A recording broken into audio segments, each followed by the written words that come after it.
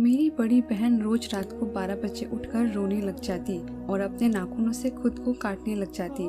घर के सभी सदस्य बड़ी ही मुश्किल से उन्हें रोक पाते थे। आखिर उन्हें रात को क्या हो जाता था, इसी बात का पता लगाने के लिए मैं उनके कमरे में छुपकर बैठ गई। उसके बाद मैंने देखा कि वो तो मेरा नाम मीनू है। मैं और मेरी बड़ी बहन राधा, हम दोनों बहनें अपने माता पिता की दो ही संतान थी। हमारे कोई भाई नहीं था, जिसकी वजह से अक्सर हम लोगों को सुनना पड़ता था। दरअसल हम जिस गांव में रहते थे वहां पर हर किसी का सोच छोटी थी और शायद इसी सोच ने मेरे माता पिता को भी जकड़ के रख लिया था। लेकिन कहीं ना कहीं वह हम लोगों से प्यार करते थे, इसलिए हम लोगों के ऊपर इतने ज्यादा अत्याचार नहीं करते थे। लेकिन गांव वाले इस चीज का बहुत ज्यादा फायदा उठाते थे। जब भी हम दोनों बहनें घर से बाहर निकलती तो हम लोगों के ऊपर तंज कसने लग जाते और कहते हैं कि पता नहीं कहाँ से बला आई है कि इनके घर में तो कोई लड़का ही पैदा नहीं हुआ है, बस 2 लड़कियां पैदा होकर रह गई। कसूर इन लड़कियों का ही है, इन्हीं के कदम शुभ नहीं है। अगर इनके कदम शुभ होते तो लड़का जरूर होता है, लेकिन यह दोनों बहनें तो आप शगुनी है। इस कदर हम दोनों बहनों को इतना सुनने को मिलता था, वही मेरे माता पिता को भी सुनने को मिलता ही था। हर कोई ताना मारने लग जाता कि इनके तो घर में लड़का भी नहीं है, इनके साथ तो बोलने से भी कोई फायदा नहीं है। अक्सर मेरे माता पिता गाँव की इस छोटी सोच के आगे मजबूर थे और लोगों की बातों में आकर यह हम दोनों बहनों के ऊपर भी गुस्सा हो जाते थे। लेकिन हमें इससे कोई फर्क नहीं पड़ता था। हम अपनी पढ़ाई बड़ी ही लगन से कर रही थी, क्योंकि हमें एक दिन बड़ी अफसर बनकर लोगों को दिखाना था कि लड़कियां भी किसी लड़के से कम नहीं हैं। हम अपने माता पिता को बहुत समझाने की कोशिश करती, लेकिन कोई हमारी बातों को सुनता ही नहीं था। गांव की छोटी सोच ने इतना कुछ बदल दिया और इस गांव के लड़कों को हर सुख सुविधा दी जाती थी। वह जो चाहे कर सकते थे, उन्हें हर तरह से आज़ादी थी। लेकिन लड़कियों को किसी भी तरह की आज़ादी नहीं थी। अगर लड़की भूलकर भी अपने सर से चुन्नी उतार ले तो उसे चरित्रहीन बता दिया जाता था। लेकिन हाँ, कहीं ना कहीं पढ़ाई के मामले में यह गांव ठीक था, क्योंकि यह लड़कियों को सिर्फ पढ़ाई के लिए ही नहीं रोकते थे। इसलिए हम दोनों बहनें मन लगाकर पढ़ाई करती थी, क्योंकि हमें पता था कि हम दोनों अच्छे से पढ़कर ही इन लोगों की बोलती बंद कर सकती हैं। इसी तरह से मैं अब 12वीं कक्षा में हो चुकी थी और मेरी बड़ी बहन कॉलेज में। अक्सर सारी लड़कियां कॉलेज में अच्छे अच्छे कपड़े पहन के जाती थी, क्योंकि कॉलेज शहर में था और शहर के लोगों की सोच भी ऊंची होती है, इसलिए वह हर तरह की सुख सुविधा को भोगती थी और हमेशा मस्ती में रहती थी। लेकिन मेरी बड़ी बहन बहुत कुछ सुनती थी, क्योंकि कॉलेज में लड़कियां उन्हें अजीब ही नज़रों से देखती थी और एक बहन जी टाइप बोलकर बुलाती थी, क्योंकि मेरी बड़ी बहन सर पर चुन्नी लेकर और सूट पहनकर ही कॉलेज के लिए जाया करती थी। इसलिए सब लड़कियां उनका मजाक उड़ाती थी। लेकिन मेरी बड़ी बहन को इस चीज़ से कोई फर्क नहीं पड़ता, क्योंकि उसे पता था कि वह कैसी है। खैर, ऐसे ही दिन निकलते गए। कुछ दिनों से मेरी बड़ी बहन राधा के साथ कुछ अजीब ही घटना घट रही थी। मुझे तो कुछ भी समझ में नहीं आ रहा था कि उसके साथ ऐसा क्या हो रहा है। दरअसल मेरी बहन रात के 12 बजते ही अचानक से अपने बिस्तर से उठ खड़ी होती थी और अपने नाखूनों से अपने पूरे शरीर को नोचने लग जाती और अपने बाल बिखेर कर गंदी तरीके से चिल्लाने लगती। माँ, पिताजी और मैं बड़ी मुश्किल से उन्हें संभाल पाते थे। कुछ देर की कसमकश के बाद वो एकदम से ठीक हो जाती थी और सो जाती थी। आखिर यह रोजाना उनके साथ होता क्या था, हमें तो कुछ भी समझ में नहीं आ रहा था। घबराहट के मारे हम बहुत परेशान थे, क्योंकि हम नहीं चाहते थे कि यह बात हमारे घर से बाहर निकले, क्योंकि यह गांव पूरी तरह से अंधविश्वास से घिरा हुआ था। अगर गांव में ये बात पता चलती कि मेरी बहन राधा इस कदर ये हरकतें करती है, तो न जाने वह किस तरह की बातें बना लेते और उनका कोई भरोसा भी नहीं है कि हम लोगों को गाँव से भी बाहर निकाल सकते थे, क्योंकि गाँव में अक्सर यह धारणा बनी हुई थी कि अगर किसी के अंदर भूत प्रेत का साया है तो वह उनसे गांव से बाहर निकाल देते थे, ताकि उनका साया पूरे गांव को नुकसान पहुंचा न पाए। इसलिए मेरे माँ पापा ने बोल दिया कि यह बात किसी भी तरह से घर से बाहर नहीं जानी चाहिए, वरना गांव के लोग हमें गांव से बाहर निकाल देंगे। हम ठहरे गरीब, हम कहाँ जाएंगे और कहाँ पर रहेंगे और आखिर खाएंगे क्या। इसलिए हम जैसे तैसे बस अंदर की बात अंदर को दबाए जा रहे थे। लेकिन मेरी माँ हर रोज कहती थी कि जरूर इसके अंदर कोई काला साया है जिसकी वजह से यह ऐसा करती है। लेकिन मैं इन सब चीज़ों को नहीं मानती थी। अगर मेरे घर के बड़े यह सब बोलते हैं तो मुझे उनकी हाँ में हाँ मिलानी ही पड़ती थी, लेकिन मेरे तो समझ में नहीं आ रहा था कि आखिर यह सब हो क्या रहा है। मेरी दीदी सुबह एकदम नॉर्मल हो जाती थी, अच्छे से खाना खाकर कॉलेज के लिए चली जाती थी और अच्छे से पढ़ाई भी करती थी। पढ़ाई में वह नंबर 1 थी और इतने अच्छे से बोलती थी मानो कोई किसी तरह से कोई शक नहीं कर सकता था कि उन्हें क्या हो गया है। लेकिन जैसे ही रात का समय होता तो उनको न जाने क्या हो जाता और वह ऐसी हरकतें फिर से चालू कर देती। अब तो हम लोग घबराहट के मारे पूरी तरह से डर चुके थे। हमें समझ में नहीं आ रहा था कि आखिर दीदी का किस तरह से इलाज किया जाए। तभी मेरी माँ ने कहा कि हमें एक सिद्ध बाबा के पास लेके जाना चाहिए ताकि इसका इलाज कराया जाए। मैंने अपनी माँ को बहुत समझाया कि ऐसा कुछ भी नहीं होता है।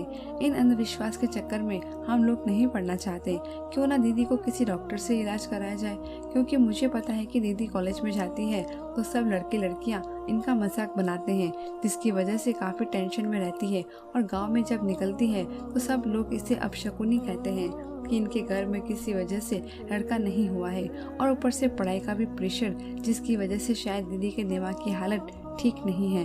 हमें इनका इलाज किसी अच्छे डॉक्टर से करवाना चाहिए, ना कि किसी सिद्ध बाबा के पास लेके जाना चाहिए। लेकिन मेरी माँ पापा हमारी कहाँ मानने वाले थे। उन्हें तो बस अपनी जिद के आगे कुछ ना दिखाई देता। आखिर दिखाई भी दे क्यों, क्योंकि वह इस गांव की छोटी सोच की तरह खुद भी ऐसी ही धारणा बनाए हुए थे। उन्हें तो बस अंधविश्वास के अलावा कुछ भी दिखाई नहीं देता था। वह अपनी जिद से मेरी दीदी को एक सिद्ध बाबा के पास लेकर चले गए। मैं भी उन लोगों के साथ गई थी। वहां जाकर सिद्ध बाबा ने कहा कि इसके ऊपर एक काला साया है जिसका हम लोगों को इलाज करना पड़ेगा। इस तरह मेरे पिताजी ने कहा कि कितना खर्चा आएगा, तो सिद्ध बाबा ने 1 लाख लिए और मेरी दीदी का इलाज करना शुरू कर दिया। झाड़ फूक करने के बाद हम लोगों को घर भेज दिया और कहा कि अब इसके साथ ऐसा कुछ नहीं होगा, क्योंकि इसके ऊपर जो बला थी वह मैंने टाल दी है। अब यह बिल्कुल सुरक्षित हो जाएगी। फिर यही सब देखने के बाद घर पर आ गए। उसी दिन रात के 12 बजते ही मेरी दीदी ने वही हरकत फिर से शुरू कर दी। मेरे मन में संतुष्टि हुई कि शायद यह सब देखने के बाद इन लोगों का अंधविश्वास के ऊपर से विश्वास तो उठ जाएगा। कम से कम यह किसी बाबा के चक्कर में तो नहीं पड़ेंगे। तभी मैंने अपनी माँ से कहा कि देख लिया किसी बाबा का चमत्कार, उन्होंने पैसे भी ले लिए और कहा था कि ऐसा कुछ नहीं होगा। तभी मैंने अपनी माँ को समझाया और कहा कि ऐसी कोई बात नहीं है। जब तक हम लोगों का सामना नहीं करेंगे तब तक लोग हमें शिकार बनाते ही रहेंगे। लेकिन मेरी माँ कहाँ समझने वाली थी। खैर ऐसे रोजाना होता गया। तभी एक दिन मेरे पिताजी ने कहा कि क्यों ना मीनू तुम राधा के पास ही सो जाओ और देखो कि इसका होता क्या है। तभी एक रोज मैं राधा के पास सोने लगी तो उसने कमरे से बाहर भेज दिया। उसने कहा कि मैं देर रात तक पढ़ाई करती हूँ, जिसकी वजह से अगर तू पास में सोएगी तो तेरे साथ बातें करने का मन करेगा, जिसकी वजह से मेरी पढ़ाई में बाधा आएगी। दरअसल हम दोनों बहनें और माता पिता हमेशा से अलग सोते हैं, क्योंकि हम अपनी अपनी पढ़ाई करते हैं तो अलग अलग कमरों में रहना होता है। क्योंकि जैसे ही हम लोग एक साथ बैठते हैं तो किसी न किसी बात में इंटरेस्ट ले ही लेते हैं और फिर पढ़ाई के अंदर ध्यान हट जाता है। इसलिए हमें अलग अलग कमरों में रहने के लिए बोला। खैर मैंने दीदी की बात मान ली, क्योंकि मैं समझती थी कि शायद दीदी को पढ़ाई करनी है, इसलिए मैं दूसरे कमरे में चली गई। तभी पिताजी और माँ ने मेरा वापस आने का कारण पूछा तो मैंने उन्हें बता दिया। तब उन्होंने कहा कोई बात नहीं, देखते हैं आगे क्या होता है। अब तो रोजाना ऐसा काम हो गया था, अब तो हमें यह रोजाना देखने को मिलता था, इसलिए हमें अब ज़्यादा फर्क पड़ने से रह गया। क्योंकि शुरू में जब ऐसी कोई हरकत होती तो हम लोगों को थोड़ा अजीब लगता था, लेकिन जब वही हरकत रोजाना होनी शुरू हो जाती तो हमें उसकी आदत हो जाती है और यही आदत हम लोगों की हो गई थी। लेकिन मैं कहाँ रुकने वाली थी, मुझे तो आखिर तक जाना ही था कि मेरी दीदी के साथ ऐसा क्या होता है। मैं समझती थी कि मेरी दीदी को ज़रूर कोई तकलीफ है। वह इस कदर अपने नाखूनों से पूरे बदन को नोचती है कि उन्हें भी तकलीफ होती है। ज़रूर कुछ ऐसी चीज़ है जो दीदी के साथ होती है, वरना कोई जानबूझकर तो ऐसा नहीं कर सकता। लेकिन आखिर मैं इसका हल कैसे निकालूं, मेरे तो कुछ समझ नहीं आ रहा था। लेकिन अब मैं यूँ हाथ पे हाथ धरे बैठने नहीं सकती थी, क्योंकि मुझे पता लगाना ही था कि आखिर मेरी दीदी को क्या मुसीबत है। फिर एक दिन जब माँ और पिताजी बाहर आंगन में बैठे थे तो मैं उनके पास गई और उन लोगों को बड़ी ही मुश्किल से समझाया कि हमें दीदी का एक अच्छे डॉक्टर से इलाज कराना चाहिए, क्योंकि कल को अगर दीदी को यह सब ज़्यादा बढ़ गया तो हम दीदी की शादी करेंगे तो उसमें कितनी बाधा आएगी। अगर इनके ससुराल में भी ऐसी हरकत होती रही तो कोई भी दीदी को नहीं अपनाएगा और फिर हम लोगों के ऊपर और ज़्यादा लोग हंसेंगे कि इनके घर में तो पता नहीं क्या हो गया है। क्या आप लोग चाहते हो कि मेरी दीदी का मजाक बने और अपने जीवन में कभी खुश ना रह पाए? तभी मेरी माँ ने कहा कि ऐसा भला कौन चाह सकता है कि उनकी बेटी खुश ना रहे। हम तो तुम दोनों की खुशियाँ चाहते हैं। तभी मैंने माँ से कहा कि तो फिर लोगों की लाज शर्म को दूर करिए और हम दीदी को शहर के एक अच्छे हॉस्पिटल में चेकअप करवा कर लेकर आते हैं, ताकि पता चल जाए कि आखिर दीदी की दिक्कत क्या है। तभी मेरी माँ और पिताजी बड़ी ही मुश्किल से मान तो गए। फिर दूसरे दिन हम लोग तैयार होकर दीदी को हॉस्पिटल लेकर चले गए।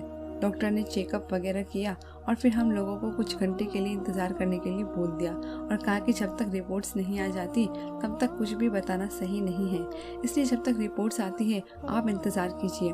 हम लोग बड़ी ही बेसब्री से इंतज़ार कर रहे थे, पता नहीं क्या आएगा, कहीं कोई गंभीर बीमारी ना हो जाए।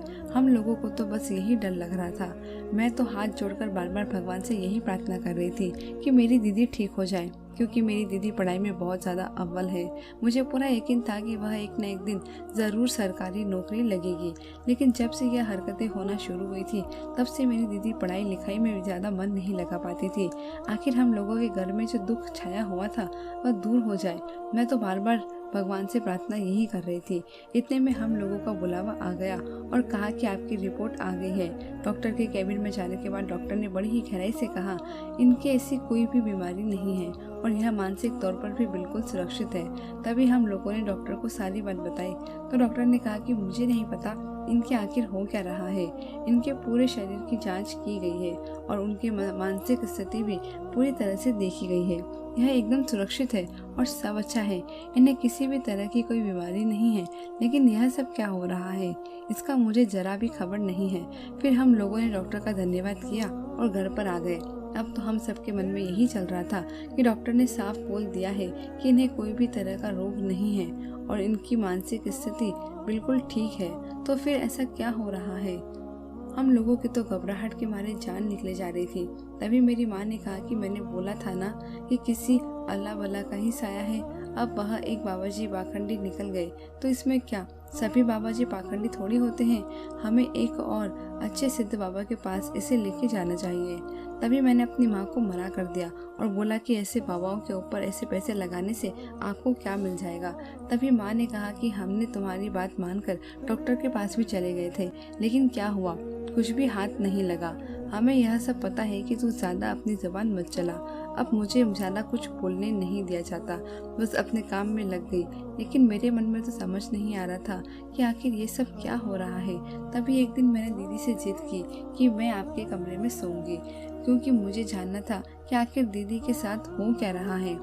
जैसे ही मैंने ऐसा बोला तो दीदी के तेवर ही बदल गए। वह बार बार जिद करने लगे कि तुम मेरे कमरे में नहीं सोओगी।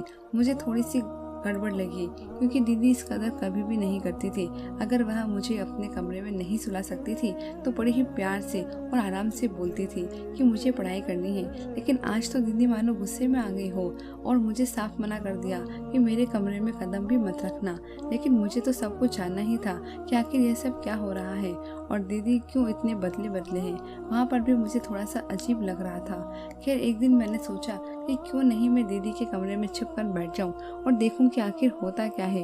लेकिन मेरे मन में कहीं ना कहीं यही डर था कि जिस कदर दीदी हरकत करती थी, कहीं उन्होंने मुझे देख लिया या फिर मुझ पर नाखूनों से वार करने लग गई तो। लेकिन मैंने अपने डर को काबू में किया और मन में विचार लिया कि किसी न किसी तरह तो सच्चाई का पता लगाना है।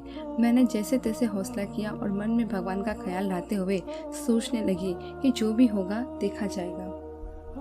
लेकिन मुझे आज अपने इस प्लान को अंजाम देना ही होगा। यही सोचकर मैं सीधा अपने कमरे में गई और कुछ तकिया अपने बिस्तर पर लगा दिए और ऊपर चादर लगा दी ताकि सबको लगे कि मैं सो गई हूँ। और सीधा जब दीदी किचन में पानी लाने चली गई तो मैं उनके कमरे में जाकर दीवार के पीछे छुप गई, जहाँ से किसी को भी कुछ भी दिखाई नहीं देता था। खैर थोड़ी ही देर बाद दीदी भी चली गई और अपनी पढ़ाई में लग गई। मैं बहुत ज़्यादा जल्दी चली गई थी, क्योंकि मुझे पता था कि दीदी एक बार कमरे में चली गई तो उसके बाद यह कमरे से बाहर नहीं आएंगी। इसलिए अब तो मुझे पता था कि दीदी पढ़ाई कर रही थी, तो मैं खुद को बहुत बोर महसूस कर रही थी और गर्मी के मारे मेरी जान भी निकल रही थी। लेकिन जैसे तैसे मैंने आज खुद को संभाल लिया, क्योंकि मुझे वह 12 बजे वाला राज जो जानना था। यह सब सोचकर मैं सब रखे बैठ रही थी। अब दीदी कुछ देर पढ़ाई करने के बाद अपने बिस्तर से उठ खड़ी हुई और कमरे का दरवाज़ा खोलकर बाहर की तरफ चली गई। मुझे समझ में नहीं आ रहा था कि दीदी बाहर कहाँ जा रही है, क्योंकि आज से पहले वह नहीं गई थी, क्योंकि एक बार कमरे के अंदर जाने के बाद वह बाहर नहीं जाती थी। लेकिन थोड़ी देर बाद जो दीदी कमरे में आई, उसके बाद जो मैंने देखा, उसे देखकर तो मेरी रूह कांप गई। मुझसे खुद को होश भी नहीं संभाला जा रहा था। मैंने देखा कि दीदी एक लड़के को कमरे के अंदर लेकर आई है और उसके साथ लिपटकर कुछ गलत हरकतें कर रही है। अब मुझसे रहा नहीं गया। मैं झट से उस दीवार के पीछे से बाहर निकल गई। मुझे अचानक वहां देखकर वह दोनों घबरा गए और घबराहट के मारे दीदी की चीख निकल गई। इतने में माँ पापा भी वहीं पर आ गए। उन दोनों को ऐसी अवस्था में देखकर माँ पापा ने पूछा कि यह लड़का कौन है। तभी दीदी हकलाते हुए कहने लगी कि दरअसल यह मेरा बॉयफ्रेंड है। कॉलेज में जब दाखिल हुई तभी से मैं इसके साथ हूँ और यह हमारी जाति का नहीं है, इसलिए और ऊपर से हमारे गांव की ऐसी सोच है, इस वजह से मैं किसी को भी बता नहीं सकती थी। लेकिन मैं इससे बेहद प्यार करती थी, इसलिए मैंने यह जालसाज किया कि मैं रोज़ रात को ही इसे मिलने के लिए बुला लेती थी और मिलने के बाद मैं उसे पीछे की दीवार के पास छुपा देती थी और खुद इस कदर नाटक करने लगती थी कि मेरे साथ ऐसी हरकत होती है।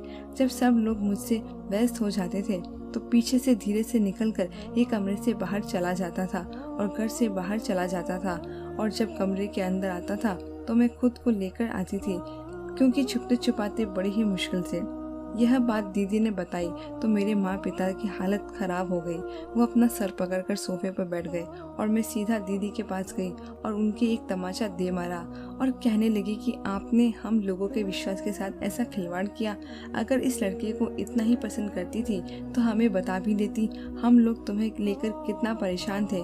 माँ पिताजी ने कितने पैसे झाड़ फूक पर खर्च कर दिए, कितने हम लोगों ने डॉक्टर का पर खर्च कर दिया ताकि आपको कोई दिक्कत ना हो, और आप यह नाटक करती रही। मैं इसके आगे कुछ ना बोल पाई और मेरी आंखों से आंसू आ गए। मैं सीधा कमरे से बाहर निकलकर अपने कमरे में आ गई और आंखों से आंसू लिए सोचती थी कि जिस दीदी पर मैंने इतना विश्वास किया उसी ने हमारे साथ विश्वासघात किया। मुझे खुद पर अफसोस हो रहा था कि मैंने एक बार भी नहीं जाना और अपनी दीदी की फिक्र करती रही। यह सब सोचते सोचते अब मेरे पास अफसोस करने के अलावा कुछ भी नहीं बचा था। धन्यवाद।